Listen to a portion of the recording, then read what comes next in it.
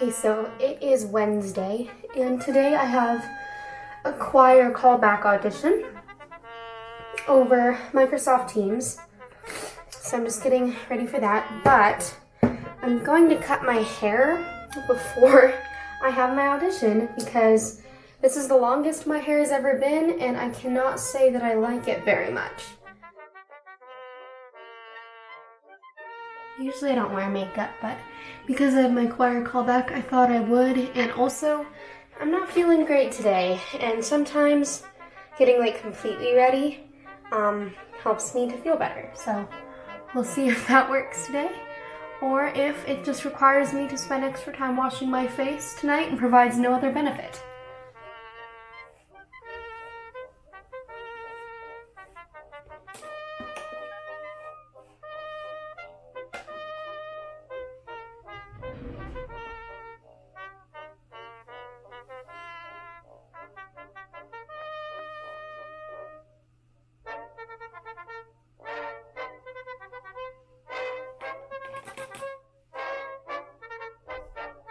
Oh my god, my hair is so thick. I can't do yoga and hair cutting both in the same day. We're almost there. So we do a hair drive every year at my school, and this is how the ladies at the hair drive place always cut their hair. So I'm just trying it out. And you know what? Hair always grows back. That's what's so fun about it. So let's talk about hair with books as I just do this trimming up here. So in books, I feel like hair plays a really important part in character development.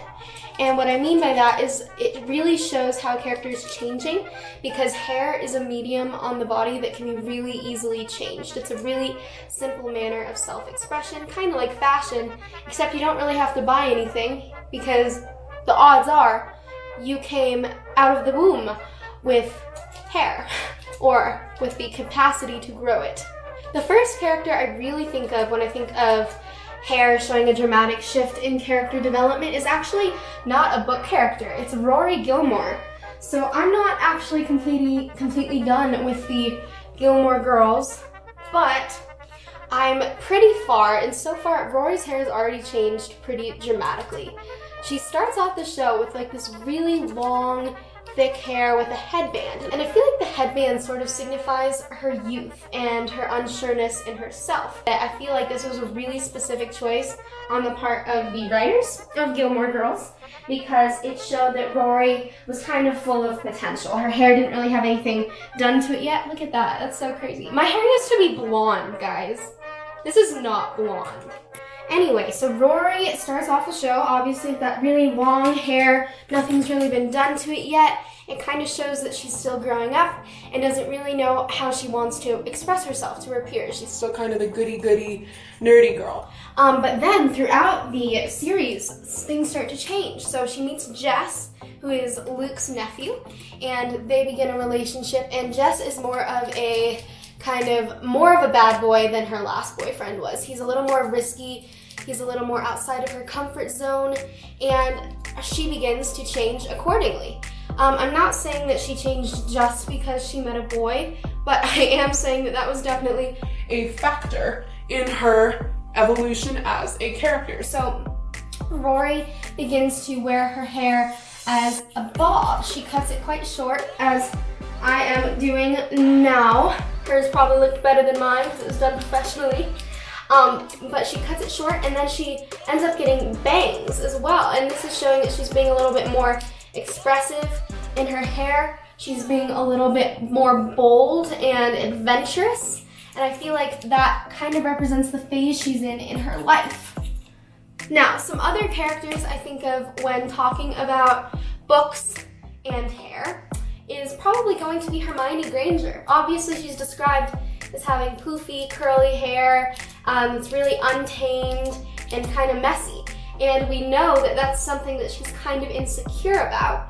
And during the Yule Ball in the Goblet of Fire, Hermione uses Sleek Easy's hair potion or something like that to make her hair straight and less poofy, because she wants to be more presentable. So that's showing that Hermione is beginning to grow up and that she is wanting to be more aware of her appearance. In previous novels, she was not at all really bothered by her appearance. She was quite, in fact, indifferent to it. And in these novels, the later ones, she begins to care a little more, not only about her hair, but also about her teeth. Do you remember when Malfoy did that like really mean curse that caused her teeth to grow extra, extra large, and then she had Madame Pomfrey shrink them even past what they had been, so they would be more normal sized? That's what I think of when I think of Hermione's hair transformation.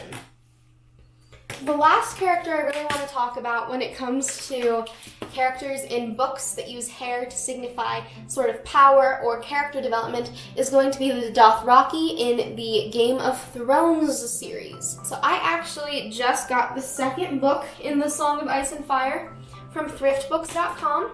And in the Song of Ice and Fire series, there's a tribe of people called the Dothraki. And the Dothraki, in their culture, they do not cut their hair unless they have suffered a huge disgrace. So for example, the king in the first book of the Dothraki is Khal Drogo, and Khal Drogo has a braid that extends like well down his leg. It's a super long braid, longest braid of all of the Dothrak, and it is because he's such a brave warrior and he's never had to be shamed in a way to cut his hair. Dothraki men only cut off their braids to show that they have failed or made some sort of horrible mistake. It's like a really bad thing if you're a Dothraki and you have to cut your hair. Nobody wants to do it. So that is an interesting part of that series because hair signifies power in that world, whereas in other series it's just used for character development. Alright, let's talk about, okay, I have one more. I know I said that was the last one, but I have one more. Let's talk about Rapunzel from Tangled. So Rapunzel, obviously not a literary character, but based on one from the Brothers Grimm, we know and love. And at the end of Tangled, Rapunzel cuts off all of her hair. And this is kind of more of an obvious sort of symbolism. This is going to be a mess to clean up. It's Flynn Rider who cuts her hair. And he cuts her hair because he does not want her to be the victim of Mother Gothel anymore. But that makes Rapunzel really, really sad because then Flynn Rider is stabbed and she cannot seem to save him. So that's something that causes a lot of tragedy in her life. But alas, the hair that was just cut off still seems to contain its magical powers, and it heals Flynn Rider because it's a Disney movie and everyone must be pretty much happy at the end. I kind of think that the haircut that I'm doing today is sort of kind of like Rapunzel's hair.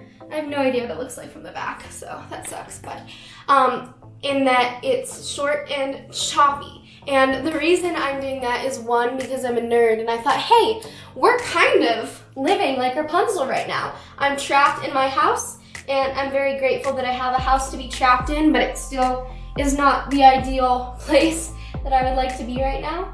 But anyway, my friend's brother, his mom, gave my friend's brother a perm, so I feel like mine cannot turn out any worse than his, and that is very comforting. Okay, so I'm going to go touch up my hair, make sure it's all even in the back, give myself some extra layers, and fan out those layers so they don't look super choppy, and then I'll show you the final result. Also, cleanup is going to suck.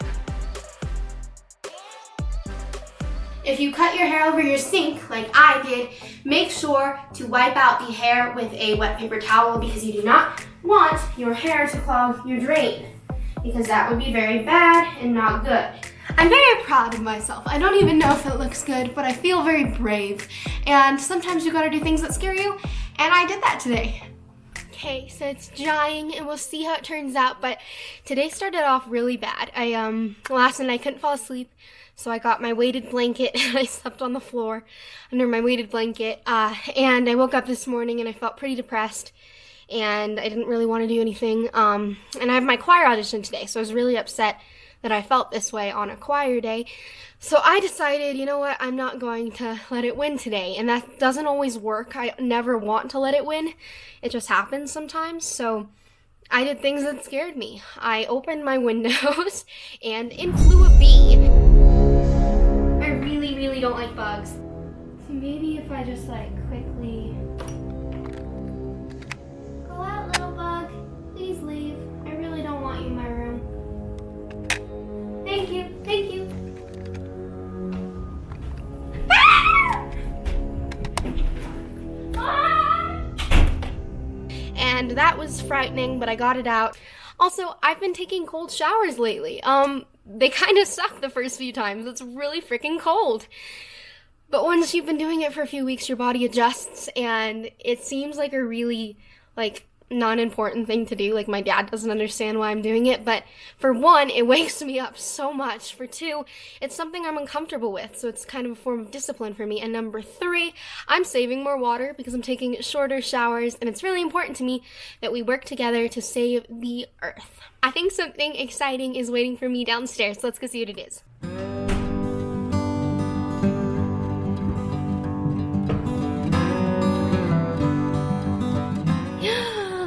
Yay! Okay, all of my books from Thriftbooks.com are here. I don't really buy books that often, but when I do, I get them secondhand as often as possible. Again, environmentally friendly. Also, the plastic bags that Thriftbooks uses to package their books are recyclable where I live, so that's helpful.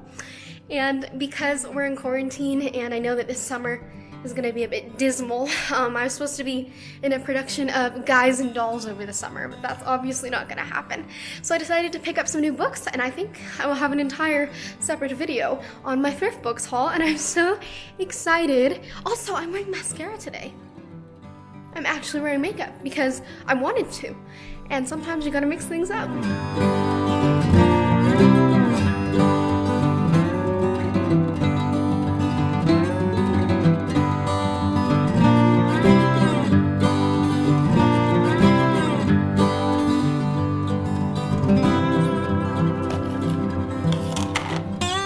That is definitely moldy, so not gonna have that. Green chili hummus is not moldy, so that is the way we shall go. Because we do not eat moldy foods, unless said moldy food happens to be blue cheese. Yes please, I really like blue cheese.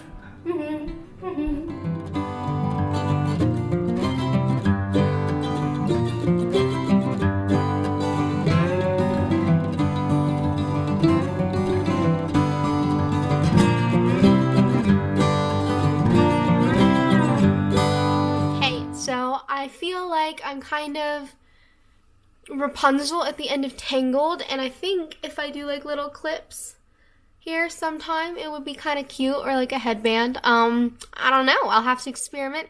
And if worse comes to worse, if it turns out to be really horrible tomorrow, I can just wear a hair scarf for like 6 months because my hair grows super slow. Thank you for tagging along with me for this ride, everyone. It's been really fun. I'm really happy, I think, with how it turned out. I'm just happy I did it, because this is something I've been considering doing forever, mostly at like 1 a.m., but it is currently like 11 a.m. when I was perfectly awake and sane, and I think I did not screw it up too badly. I will see you on Saturday. Speaking of Rapunzel hair and Disney princesses, my sister and I will be ranking Disney princesses on Saturday, so I do hope you'll join us for that. It should be a good time, and I hope your last week of school, if it was your last week of school, went swimmingly, and a happy summer. All right, bye-bye.